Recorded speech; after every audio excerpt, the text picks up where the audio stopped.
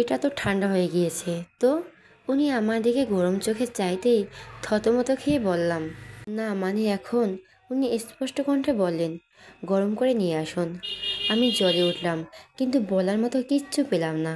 সত্যিই তো ঠান্ডা কফি তো আর খাওয়া যাবে না, কিন্তু এই কফি উনি এমনিতেও খেয়ে পারবেন না।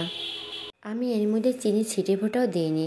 উনি আমার দিকে চোখ সরু করে তাকালেন, বললেন, আপনার এক্সট্রা সমস্যা কি বলতে পারেন? এতটা স্লো হলে কিভাবে কাজ করবেন? যখনই দেখছি ভাবতে বসে যাচ্ছেন। Disgusting behaviour. আমি মুখ কুঁচকে নিলাম। আমি ভাবলাম, তোর কি বেটা? কপি হাতে নিয়ে আবার গেলাম মেকারটার কাছে। এই কপি গরম করা থেকে ভালো আমার নতুন করে বানাই। মেকার দিয়ে কপি গরম কিভাবে করে আমি জানি না, আদৌ করা যায় কিনা তাও জানি না। তাই কপিটা ফেলে দিয়ে নতুন করে বানাতে শুরু করলাম। কিন্তু বিপত্তি বাঁধল অন্য জায়গায়। আমার প্রচণ্ড হাত কাঁপছিল। না দেখে বুঝলাম নিশ্চয়ই রুদ্র রোশন চৌধুরী আমার কাজ দেখছেন ওখানে বসে। এটা ওনার সমস্যা নয়, আমার সমস্যা। কেউ আমার দিকে তাকিয়ে থাকলে যে কোনো কাজ আমার হাত কাঁপাকাঁপি শুরু হয়ে যায়। একেবারে ওনার দিকে ফিরতেই উনি চট করে চোখ সরিয়ে এ নিয়ে আমি মাথা ঘামাইনি। নিজের মতো কফি বানিয়ে আবার ওনার কাছে গেলাম। এবারও আগের বারের মতো পুরো 4 চামচ কফি পাউডার দিয়েছি। খেয়ে যা অবস্থা হবে না, ওহ, ভাবতেই খুশি খুশি লাগছে। উনি বিনা বাক্যে আমার হাত থেকে মগ নিয়ে চুমুক দিলেন। আমি অধীর আগ্রহে চেয়ে আছি। উনি কফিতে মুখ বসানোর অবস্থাতেই আমাকে একবার দেখতেন। আমার মনে হলো এক্ষুনি নাক মুখ কুঁচকে সবটুকু কফি থু দিয়ে ফেলে দেবেন, কিন্তু আমার আশায় ভাতে এক মুঠো ছাই ফেলে উনি খুব সাবলীলভাবে কফিটুকু গিলে খেলেন। আমি অবাক, আশ্চর্যিত, বিস্মিত। এ তো তেতো কফি কেউ কীভাবে খায়? একটা কথাও বলছে না। কেসটা কি হলো? উনি আমাকে এভাবে তাকিয়ে থাকতে দেখে ভুরু কুঁচকে বললেন, আপনি দাঁড়িয়ে আছেন কেন? বাকি কাজগুলো কে করবে? এভাবে সবাই কতক্ষণ বসে থাকবো আমি? অলরেডি 20 মিনিট তো কফিতেই পার করলেন। ঠু লেজি। আমি এবারে উত্তর দিলাম না। আমার মাথায় ওনার একটা বাক্যও ঢোকেনি। আমি যেতে যেতে বারবার দেখছিলাম ওনার তেতো কফি পান করার দৃশ্য। আচ্ছা, আমি কি কফি পাউডার কম দিয়েছি? আরও 2 চামচ দিলে হয়তো বেশি তেতো হতো। আমি আসলে কোনো কাজ ঠিক করে পারি না। কাউকে জব্দ করতে তো আরোই না। আমি নিশ্চিত এ তো তেতো কফি খায় বলে ওনার মুখে মিষ্টি কথা আসে না। যা বলে তাই তেতো লাগে। একে একে ওনার টেবিল পরিষ্কার থেকে শুরু করে সমস্ত ফাইলপত্রগুলো সুন্দর করে গুছিয়ে দিয়ে বিশ্রাম নিলাম আমি। এইটুকু কাজেই আমি হাঁপিয়ে গেছি। এসি চললেও কপালে ঘাম জমেছে। খুব ভালো করে বুঝলাম আসলে আমি কতটা কাজের। আমার পরিবার ঠিক বলে, আমার কাজের বহরে কপালের সুপাত্র জুটবে না। আমি সব গুছিয়ে ওনার দিকে ফিরলাম। একটা লম্বা শ্বাস টেনে বললাম, শেষ। উনি আমার দিকে তাকালেন, চোখের ইশারায় বললেন, চলে যেতে। আমাকে আর কে পায়? এই এক কথা ছুটে বেরিয়ে যাওয়ার পথে উনি পেছন থেকে ডেকে উঠলেন হঠাৎ। সঙ্গে সঙ্গে দাঁড়িয়ে পড়লাম আমি। প্রশ্ন সমেত ফিরে চাইলে দেখলাম উনি উঠে দাঁড়ালেন। পরপরই এগিয়ে এলেন আমার দিকে। ক্ষুদ্র চোখের ঠান্ডা ঠান্ডা দৃষ্টি, বাদামি বর্ণের নেত্রযুগল বিভ্রান্ত করলো আমাকে। ওনাকে এগোতে দেখে ঘাবড়ে গেলাম। তাকানোর ধরন দেখে ঘটনার সুবিধার লাগছে না আমার। শুধু মনে হলো আমাকে পেছাতে হবে। আমি স্থূপা বাড়াই পেছনে। উনি এগোচ্ছেন, আমি পেছাচ্ছি। ওনার কেবিনে আর একটা সিঁড়ির মতন। একেবারে উঁচু ধাপে ওনার টেবিল, সোফা এগুলো রাখা, আর নিচের ধাপে রাখা ছিল কটা ফুলের টব, সাথে অন্যান্য আসবাবপত্র। পিছিয়ে আসার এক পর্যায়ে আমার পা দুটো নিচের ধাপের একটু উপরে এসে থামলো। একেবারে গোল চোখে মন্থর বেগে চেয়ে দেখলাম জায়গাটা। আরেক পা পেছালেই এই উঁচু থেকে গড়িয়ে পড়ব নিচে। শঙ্কিত হয়ে ফিরলাম ওনার দিক। খুব করে চাইলাম উনি যাতে না এগোয়, কিন্তু অভদ্র রুদ্র রোশন চৌধুরী শুনলেন না। অন্যবার সামনে বাড়াতে সরতে গেলাম আমি, ব্যাস মুহূর্তে চিত হয়ে পড়ে গেলাম সেখানে। অথচ আমাকে এক ঝাঁক চমকে দিয়ে রুদ্র আমার বাম হাতটা টেনে ধরলেন সাহসা। আমি হকচকিয়ে দেখলাম ওনাকে, পরপর পেছনে। এই মুহূর্তে হাওয়ায় ঠেলে আমি আছি, আর উনি আমার হাত ধরে টান টান হয়ে দাঁড়িয়ে। মধ্যকার দূরত্ব অনেক। আমি ঢোক গেলাম। উপরে চুপ রইল, ভেতরে আর্তনাদ করলাম, প্লিজ আমাকে ছাড়বেন না। আমার চোখে মুখে আতঙ্ক, অনুরোধ হয়তো ভেসে উঠল চেহারায়। উনি সুচালো হাসলেন কেমন, বললেন, যার সামান্য এগোনোতে ভয়ে ছিটিয়ে যান তাকে তেতকপি খাওয়ানোর ইচ্ছা আসে কোথা থেকে? তীব্র গতিতে হোঁচট খেলাম আমি। ভিতর লোচন আরো বড় বড় হলো। এর মানে ব্যাটা বুঝে ফেলছে। নিজেকে বাঁচাতে আমতা আমতা করে বললাম, না মানে আমি তো ইচ্ছে করে কফি তেতো বানানি, প্রথমবার বানিয়েছি হয়তো। কথা শেষ করতেও পারিনি, আচমকা উনি আমার হাতটা টেনে দিলেন। অমনি সোজা ছিটকে পড়লাম মেঝেতে। ব্যথায় মুখ বিকৃতি করে ফেললাম। ভরকে থমকে চাইতাম, দেখলাম উনি হাসছেন। খুব সামান্য পৈশাচিক হাসি। দুর্দান্ত ভাব সমেত হাত ভারলেন পকেটে। কণ্ঠে সে গম্ভীর নিয়ে বললেন, মিথ্যে কথা আমার পছন্দ নয়। যেটা করবেন সেটা বলার সৎসাহস নেই। আপনার মধ্যে একটা নয়, 1 মিলিয়ন কারণ আছে যার জন্য আপনাকে ইউজলেস বলা যায়। আমি ব্যথায় হাঁপসাপ করে উঠলাম। ভীষণ ক্ষোভে মটমট করলো চিবুক। পিঠের হাড় আস্ত আছে কিনা সন্দেহ। কিরমির করছি ভেতরে ভেতরে। কিরমির করছি ভেতরে ভেতরে। ব্যাটা শয়তান, এভাবে ছেড়েই যদি দিবি? ধরতে কে বলেছিল তোকে? আমি পণ করলাম মনে মনে। ব্যাটা দয়ামায়াহীন লোক। একটা সুযোগ পায় শুধু।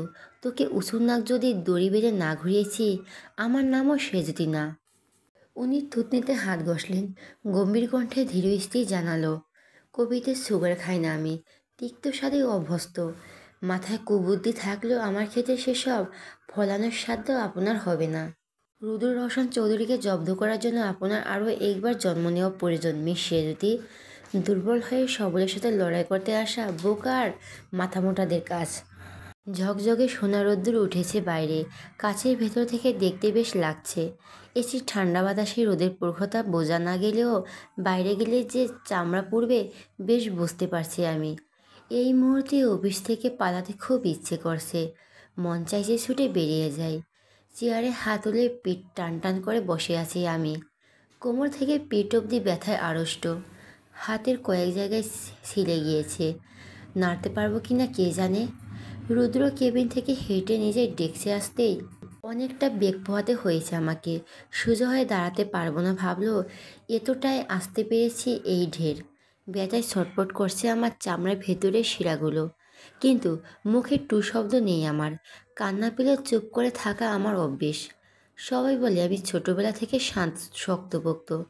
আয়েশা আপু যেখানে সামান্য ব্যথায় ভ্যা ভ্যা করে কাঁদতো, হাত কাটলে অজ্ঞান হয়ে যেত, সেখানে আমারও পুরো উল্টো। আমি আঘাত পেলেও কান্নাকাটি না করে চুপচাপ দাঁড়িয়ে থাকতাম। অমন ভাব করতাম আমার কিছুই হয়নি। এখানেও এই একই ব্যাপার ঘটেছে।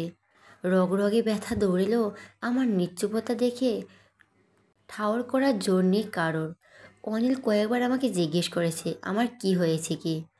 আমি জোরপূর্বক হেসে ততবার মাথা নেড়ে বুঝিয়েছি কিছু হয়নি। রুদ্র কেবিন ছেড়ে আসার 5 মিনিট পরে রুদ্র রওশনের পিয়ে লুবনা ম্যাম পিয়নকে দিয়ে আমাকে ডেকে পাঠালেন। আমার অবাক লাগলো, সাথে অনেকটা মন খারাপ।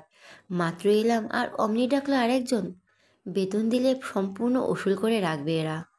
লুবনা ম্যাম আমাকে ডাকার কথা নয়, কারণ ওনার সাথে আমার কোনো কাজই নেই। অবশ্য কাজ তো রুদ্রর সাথেও ছিল না। নেহাত ভাগ্যের দোষে ফেঁসে গিয়েছি। অজ্ঞাতনামে উঠে লুবনা ম্যাডাম কেবিনের দিকে হাঁটা ধরলাম। আমার হাঁটতে একদম ইচ্ছে করছিল না। একটু নিঃশ্বাস টানতেই মেরুদণ্ড জ্বলে উঠছে। ততবারই ব্যথায় মুখ কুঁচকে যাচ্ছে আমার। লুবনা ম্যাডামের কেবিনে যাওয়ার পুরোটা সময় একজোড়া চোখ আমার দিকে চেয়েছিল। সেই খেয়ালটুকু আমার আসেনি। আসবেই বা কী করে, সে যে আমার অগোচরে ছিল। রুদ্র রওশনের দরজার মতো লুবনা ম্যামের কেবিনের দরজা রিমোট নিয়ন্ত্রিত নয়, তাই ঢুকতে হলে এটাকে ঠেলতে হবে। আমি আগে নক করে অনুমতি নিলাম।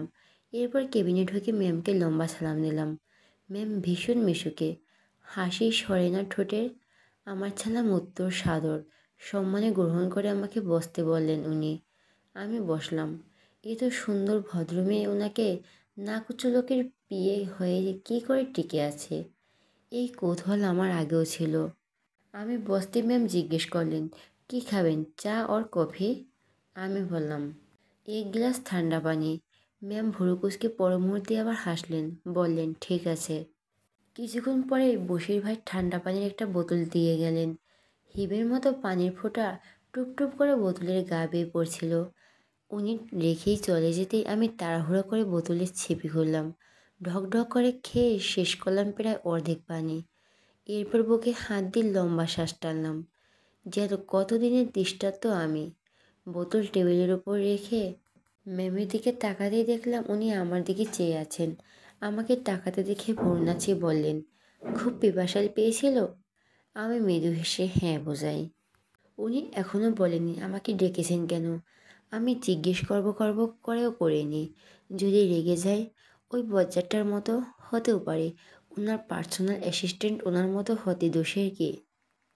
লুবনা ম্যাম হঠাৎ টেবিলের উপর রাখা আমার হাতটা নিজের হাতে নিলেন। উদ্বিগ্ন হয়ে বললেন, এ কি, আপনার হাত এরকম ছিল কি করে? পরে টরে গেছিলেন কোথাও? আমি একটা শুকনো ঢোক গিলে বললাম, না আসলে ওই। লুবনা ম্যাম আবার পুরো কথাটা শুনলেন না। এর আগে চেয়ার ছেড়ে উঠে গিয়ে দেওয়ালের কোণায় রাখা আরেকটি টেবিলের ড্রয়ার খুললেন। সেখান থেকে হাতে একটা মেডিসিন বক্স নিয়ে এগিয়ে এলেন আমার দিকে। আমি অবাক হলাম ওনার কাজে। উনি আমার পাশের চেয়ারে বসে আমার হাতে ছিলে যাওয়া জায়গাগুলোতে স্যাবলুন লাগাতে শুরু করতেই আমার বিস্ময় আরও ছড়ালো। ওনাকে যতটা ভালো ভেবেছিলাম উনি তার থেকেও ওপরে। উনি প্রশ্ন করলেন, সকালে খেয়ে এসেছিলেন? আমি এবারও হ্যাবোধক মাথা নাড়ালাম। উনি বলেন, তবে তো খাবার এখনো পেটে থাকার কথা। এই পেন কিলারটা খেয়ে নিন, পিঠে ব্যথা একদম ভ্যানিশ হয়ে যাবে। আমি বাধ্য মেয়ের মতো ওষুধ নিয়ে খেয়ে নিলাম। কিন্তু খাওয়ার পর আমার চেহারা ধরনটা পাল্টে এলো। হুট করে মাথায় এলো, উনি কি করে জানলেন আমার পিঠে ব্যথা আছে? আমি তো শুধু হাতে ছিলে যাওয়ার কথা বললাম। তাহলে? প্রশ্ন করার আগে উনি ব্যস্ত কণ্ঠে বললেন, মিস সেজেতেই আমার এখন ছেড়ে কেবিনে যেতে হবে। আপনি যান, আমি আপনাকে পরে ডাকবো, কেমন? আমি মৃদু হেসে জবাব দিই, জি আপনাকে অনেক ধন্যবাদ। ও বিষয়টা খেয়াল কেউ করে না, রাখে না। আমার মনে হলো আমার আপুই আছে এখানে। উনি প্রত্যুত্তরে শুধু মিষ্টি করে হাসলেন। আমি বেরিয়ে আসি কেবিন ছেড়ে। এতক্ষণ যতটা খারাপ লাগছিল এখন অনেকটা ভালো লাগছে। অফিসে সবাই নির্দয় যান্ত্রিক হয় না। কাজ ফেলে কেউ কারো এমন যত্ন করে, তাও আমার মতো একজন সামান্য কর্মচারীর। কিন্তু ম্যামের একটা কথা এখনও মাথায় ঘুরছে, উনি আমার পিঠের ব্যথার কথা কী করে জানলেন? স্যার আসবো? রুদ্র দরজা দিকে একবার তাকালো। লুবনাকে দেখে আবার কাজে মন দিয়ে বলল, আসুন। লুবনা ভেতরে এসে দাঁড়ালে রুদ্র না তাকিয়ে বলল, বসুন। লুবনা চেয়ার টেনে বসলো। রুদ্র তখন ফোনে কথা বলছিল, হাতের আঙ্গুলের ভাঁজে চিকন বল পেন। লুবনা তাকিয়ে আছে রুদ্র দিকে। খুঁটে খুঁটে দেখছে রুদ্র মুখচ্ছিরি। তার নিকট পৃথিবীর শ্রেষ্ঠ সৌন্দর্যের অধিকারী পুরুষ রুদ্র। চারপাশে হাজার সুন্দরী মেয়ের আনাগোনা থাকলেও সুন্দর পুরুষ যে হাতে গোনা। তাই যাকে রূপ ঢেলে দেওয়া হয় তাকে বড্ড চোখে লাগে। প্রথম যেদিন রুদ্রকে দেখেছিল চোখে লাগেনি, বরং আটকে গিয়েছিল মনেও। রুদ্রের বিয়ে হওয়া স্বপ্নের পাশাপাশি লক্ষ্য হয়ে দাঁড়ালো। ভাগ্যগুণে পেয়েও গেল রুদ্র কাছাকাছি থাকার সুবর্ণ সুযোগ। রুদ্রের কাছে নিজেকে আকর্ষণীয় করার কত প্রয়াস না ঘটালো, কিন্তু প্রতিদিন তার এমন সাজগোজের কোনো মানেই থাকে না। রুদ্র আদৌ চোখ তুলে ভালো করে তাকায় না তার দিকে। কাজের বাড়ির একটা কথা বলে না, কাজ ছাড়া কেবিনে আসতে দেয় না। পুরোটা রোগশৌখিন লোক, কিন্তু তবুও একে মনে গেঁথে নিয়েছে লুবনা। এই চার্মি বয়কে তার যে চাই চাই। রুদ্র ফোনের লাইন কেটে লুবনা দিকে তাকালো। লুবনা একভাবে তাকে দেখছে দেখে অন্যদিকে তাকিয়ে মুখ ফুলে নিঃশ্বাস ফেল। গলা ঝেঁকে কেশে উঠে লুবনা নড়েচড়ে ফিরল ধ্যান থেকে। রুদ্র ঠান্ডা স্বরে বলল, যা বলছি করেছেন? জি স্যার। আর কোনো সমস্যা নেই? No sir. রুদ্র একটু ভেবে বলল, ওকে, আপনি আরেকবার গিয়ে জিজ্ঞেস করবেন কোনো প্রবলেম আছে কি না, তারপর আমাকে ইনফর্ম করবেন, যান। লুবনার অদ্ভুত লাগলো। কৌতূহলের পোকা কিলবিল করতে শুরু করলো মাথায়। নিজেকে দমাতে না পারে প্রশ্ন ছিল, স্যার একটা কথা বলতে পারি? বলুন। লুবনার চোখে মুখে বিস্তর্ত জিজ্ঞাসা নিয়ে বলো, স্যার আপনি একজন সামান্য এমপ্লয়ি নিয়ে এত ভাবছেন কেন? না কে কোথায় ব্যথা পেল না পেল সেসব নিয়ে আপনার এত চিন্তা? আমি সত্যি সারপ্রাইজড হয়ে যাচ্ছি স্যার। একজন সি সেকশনের কর্মচারী নিয়ে এত ভাবা কি আপনার সাজে? রুদ্র খানিকক্ষণ চোখ সরু করে চেয়ে থেকে বলল, মিস লুবনা, আমার কি সাজে কি সাজে না সেই জ্ঞান আপনার থেকে নিশ্চয়ই নিতে হবে না। লুবনা মুখ ছোট করে বলল, না মানে স্যার আমি আসলে সেভাবে বলতে চাইনি। রুদ্র কড়া কণ্ঠে বলল, আপনি কি বলতে চেয়েছেন আমাকে বোঝানোর দরকারও নেই। আপনাকে যেটা বলা হয়েছে করুন, গো। লুবনা ছোট নিঃশ্বাস ফেলে বলল, ওকে স্যার। কেবিনে এসে চেয়ারের উপর ধরাম করে বসল লুবনা। রাগে হিসেস করে গা। এই লোকে নিজেকে কী ভাবে কে জানে। অহংকার সীমা নেই, কখনো ভালো করে একটা কাজ বলে না। তার মতো সুন্দরী মেয়ের জন্য যেখানে ছেলেদের লাইন লেগে যায়। এই তো এই অফিসে কত লোক তার পেছনে পড়ে থাকে, সে হয় তাদের আলোচনার মুখবস্তু। অথচ এই রুদ্র রোশন চৌধুরী সবসময় কেমন ঠান্ডা চোখে তাকিয়ে থাকেন। না আছে কোনো অনুভূতি, না আছে কোনো রকম ভাবান্তর। ভ্রুক্ষেপই করে না। যখনই দেখবেন নাক মুখ কুঁচকে তাকাবে। সুন্দরী মেয়ে দেখলে যে চোখের ভাষা বদলাতে হয়, নর্মদৃষ্টিতে তাকাতে হয়, সেটুকু তাকে শেখায়নি কেউ। নিহাত ভালোবাসে লোকটাকে, নাহলে চাকরির ধার যে ধরতই নাকি। এমন কত চাকরি লুটেপুটে খায় তার কাছে। যে যাই হোক, এই অহংকারী বদমেজাজি লোককে তো সেরা বাগে আনবেই। যত তেজ দেখাক না কেন, ফাঁদে তো ফেলবেই ফেলবে। কিন্তু একটা ব্যাপার জানতে হচ্ছে, এই নতুন মেয়েটার সাথে রুদ্রর কী কানেকশন। মেয়েটা আজ প্রায় 2 ঘন্টা ওর কেবিনে ছিল। এসে থেকে নিজের ট্যাক্সির চেয়ে রুদ্র কেবিনে বেশি দেখা যায়। সেদিন রুদ্র কেবিনের সোফায় অজ্ঞান হয়ে পড়ে থাকতে দেখলো। বিষয়টা নর্মাল ভাবলো, আজকের ব্যাপারটা ভাবাচ্ছে খুব।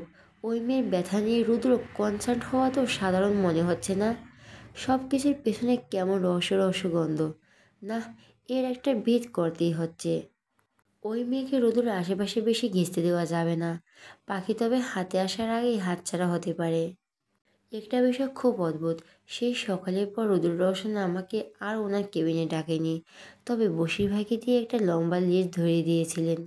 ওনার কী কী কাজ কখন কখন করতে হবে, আমাকে তার বিস্তর নির্দেশনা। সেই হিসাব মতো উনি দিয়ে 4বার কপি খান। আর ওনার লাঞ্চ, বিকেলের স্ন্যাক্স, ওনার ফাইলপত্র এগিয়ে দেওয়ার সব ছিল।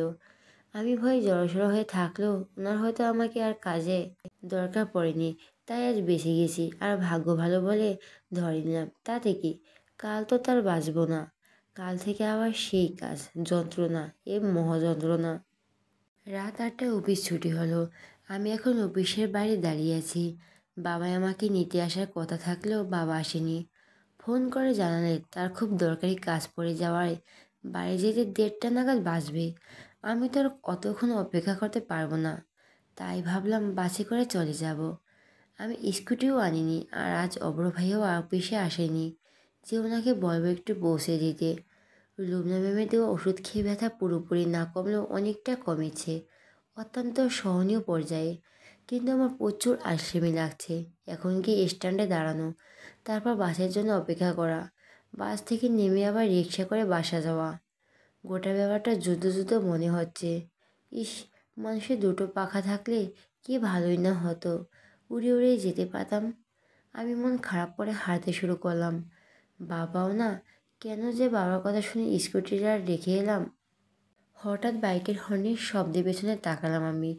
অনিল স্পিডে বাইক চালিয়ে আমার সামনে এসে থামলো। ভুরুকুসকে বলো, আপনার স্কুটার কই? হেঁটে যাচ্ছেন যে? আজ বাবার সাথে এসেছিলাম তো, তাই আর আনা হয়নি। অনিল ছোট করে বলো, ও এখন কিভাবে যাবেন? কেন, বাসে করে? অনিল একটু ভেবে বলো, কিছু মনে না করলে আপনি আমার বাইরে আসতে পারেন, আমি আপনাকে পৌঁছে দেই। আমি তো উত্তরা হয়ে যাব।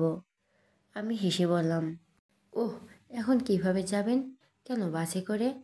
অনিল একটু ভেবে বলো, কিছু মনে না করলে আপনি আমার বাইকে আসতে পারেন, আমি আপনাকে পৌঁছে দেই। আমিও তো উত্তরা হয়ে যাব। আমি হেসে বললাম, না না, শুধু শুধু আপনি কেন কষ্ট করতে যাবেন, আমি ঠিক চলে যাব। অনিল বলল, আমিও জানি আপনি যেতে পারবেন, কিন্তু এখন যদি তোহা হতো, ও কি আপনাকে এভাবে একা রেখে ছাড়তো? রাস্তাঘাটের অবস্থা ভালো না এখন, আপনি আসুন। অনিলের শেষ কথাটা ভাবলো আমায়। ঠিকই বলেছে, এখন রাস্তাঘাট খুবই সংকট। যখন তখন যা কিছু হচ্ছে। পত্রিকায় কত শত ধর্ষণের খবর।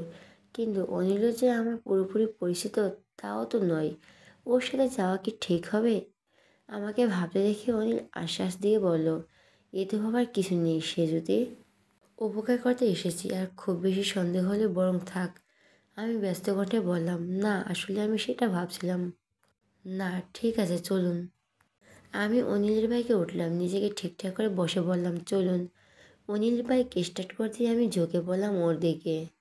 তাড়াহুড়োয় ওর কাঁধে হাত রেখে শক্ত করে ধরলাম।